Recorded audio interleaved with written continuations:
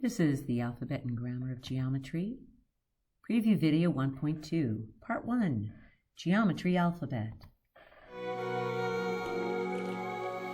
Take a moment, close your eyes. Ready? Inhale. Hold your breath. Count 5.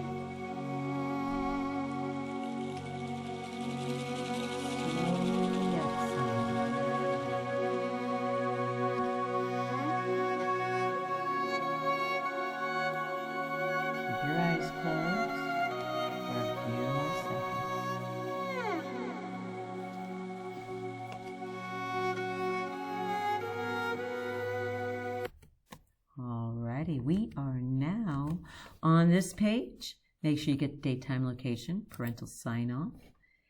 And we have had 3 sessions where we've been reviewing key algebra skills. Finally, we get to enter my favorite world, the world of geometry. Super important you understand this very basic concept. Geometry is a language. It's a visual language. Shapes and our certain kind of drawings that we're doing communicate concepts, just like letters and words communicate. God is a God of language. He wants to communicate with us. And he communicates to us through language, a spoken language. We connect with him in prayer. We connect with each other in conversation. And we're connecting to our world and the building of the world around us through geometry. Now, just like you have letters in any language, there's different kinds of letters.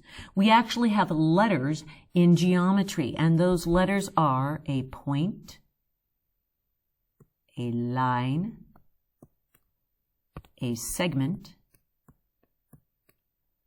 a ray, and a plane. There's only 5 letters in geometry. Isn't that amazing?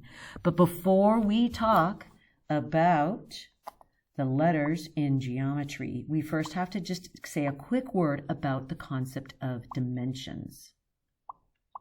Dimensions. You live in a world of 3 dimensions. Sometimes the 4th dimension is considered time. So since we exist in time, you could say 4 dimensions. The 3 dimensions that we operate in is length. So think of a piece of string. Technically, in geometry, that's a line. 2 dimensions would be length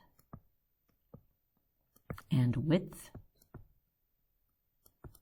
So that would be the idea of solving for area.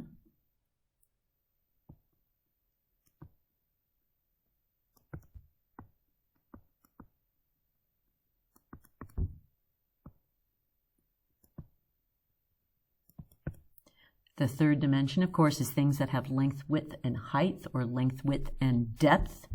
Okay, a simple illustration of that would be a box or a cube, and that's when we're dealing with volume. So keep this in mind because the concept of dimensions is going to come up again and again and again and again in this class. So pay very close attention to that. Let's talk about our 5 letters. Point. Ta-da! That's a point. The symbol we use for points are capital letters.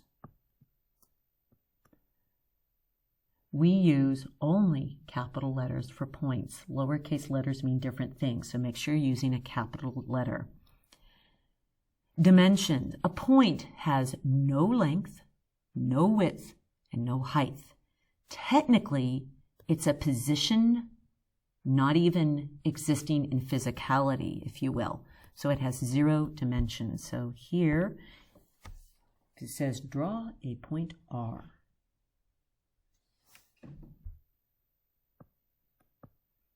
Point R. Ta-da! That's how simple that is. There's your point. Okay, a line. A line in geometry, it's very important. A line specifically has arrows at both ends. That's actually kind of important. And when we work with a line, there's a simple geometry concept that says if you have any 2 points, you can string a line through it. Any 2 points, you can string a line through it. So if I draw this line, the symbol I would use would be this symbol, PQ, with a little baby line above it, or QR. Now, just to keep life interesting, I could put another letter there, and I could name the same line with any 2 combinations. I would not use 3 letters there. So the same line I can now also name TQ, okay, QT. Get the idea? Even TP. Okay, so any 2 points will name that entire line. Dimension-wise, a line has 1 dimension, which is just length. So if I were to draw a line, EF, it would be like this. 2 arrows, EF. Technically, realize you can read right to left as well. I could go this way as well. That would be EF, the line. Now, here comes lowercase letters. We could also name lines with a single cursive lowercase letter that is at the edge of either arrow. And now that, because it's lowercase, it's technically not a point. It names the entire line. So that cursive Q, I could just say that is line Q. Lowercase cursive, and that names the entire line.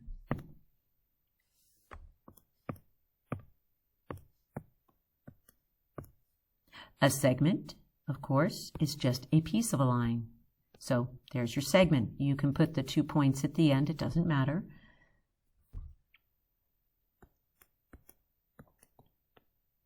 I could call this segment, the symbol would be JK. Notice there's no arrows. KJ would name the same line. And segments are also 1 dimension, which is only length. So if I were to draw a segment HJ, that'd be a segment, HJ. And just for understanding here, I could go like that. I can read it right to left. That's perfectly fine. Draw a segment JH right there again. In other words, the order of the letters does not matter. Unlike array. Array, it does matter. So array is half of a line rather than a piece of a line. So array would look like this or like that. Think of a laser. A laser has a starting point and then goes on to infinity. Now we name rays in a very specific way. We always start with what's called the end point, and then we follow with the arrow point. So I would name this ray M, N, notice there. Now, even if it was facing the other direction, so you're reading kind of right to left, I would still name the ray by the end point first, then the arrow point, and when you're writing the symbol for a ray, even if the original ray is facing left, the symbol, we always go to the right.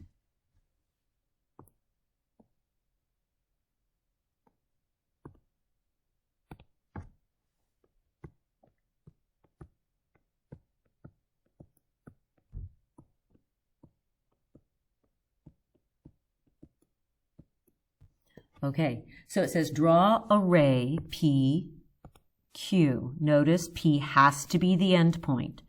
So here's 2 versions of that exact same thing. Notice P is the end point regardless of the direction it goes.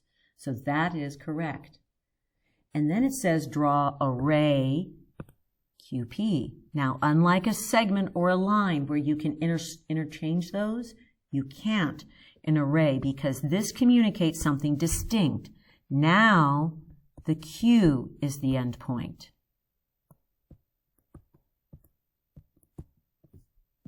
Either direction. So be careful with your notations there. In array, the symbol for array, the endpoint always goes first. So we've done point, line, segment, ray. That's 4 letters. Our 5th letter is the plane. Plane, you can think of it just as a flat tabletop. Go ahead and shade that. Now, most frequently, I'm going to draw this kind of 3D-ish. You art students, please don't laugh at my efforts to be 3D here. Most of you visualize planes as like 3D rectangles, but realize to make a plane, which is a flat surface, you only need a minimal of 3 points. Minimal of 3 points. Think of it like a 3-point stool. Okay, so all triangles are planes, although we most frequently show them as a rectangle. And when you name planes, we generally name them by a minimum of 3 of the point corners. If it is a quadrilateral, we generally do use all the points. So if I do this, I would call this plane A, B, C, D. Notice I went clockwise. That's perfectly okay. Now, I could do this as well. Plane. Put your pencil there at D. Now go counterclockwise. Trace around like I am. Go counterclockwise. D, C, B, A. That is also perfectly fine. That's good. That's good. Now I'm going to write something down. Please write this down.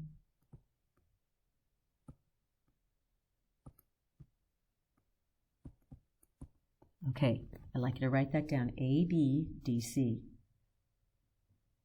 Now I'd like you to physically trace that, please. A, B, D, C. Do you see that makes a zigzag? We never, ever name planes using a zigzag formation. So that is not acceptable. So you either go clockwise in naming or counterclockwise around the corner. So if we're to draw a plane EFGH, 4 letters, it does not matter where you start that E. What does matter is either you travel clockwise or counterclockwise. E, F, G, H. Now another way you could name, again we're using the cursive, is if you use an uppercase cursive letter in the upper right-hand corner, not on the outside. You have to make it look distinctly cursive. That names the whole plane, so that whole plane is R. Draw a plane HIJK intersecting JKLM. Notice there is a repetition of letters. If it's the same letter, it's the same point. Same letter, same point. So watch very carefully. If I make a plane HIJK, HIJK.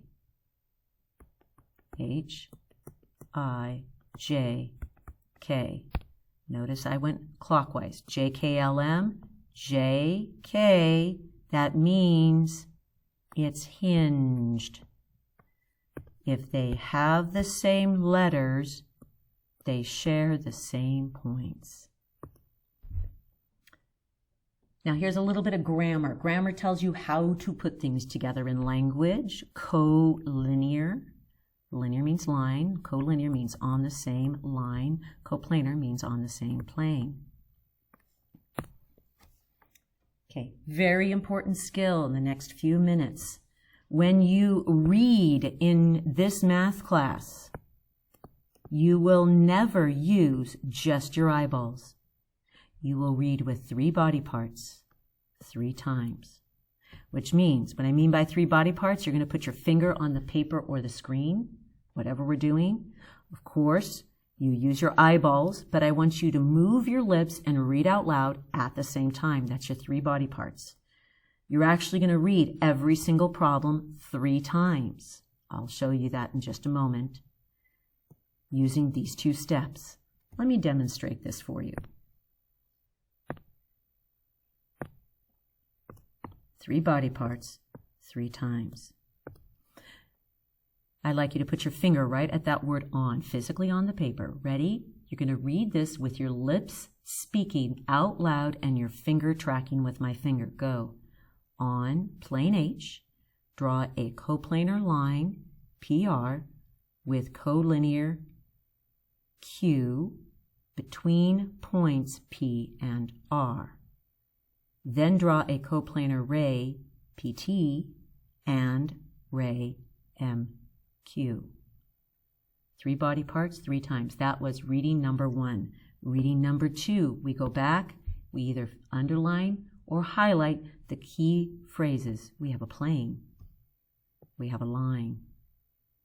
We have a collinear point on that line. It's between them. We have a ray, which is coplanar, and another ray.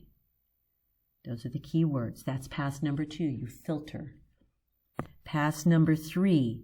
As you translate into words, I want you to physically cross stuff out as you label. This helps you account for each item. On plane H, so we're going to draw ourselves a plane. Cursive, and it names the whole plane, H.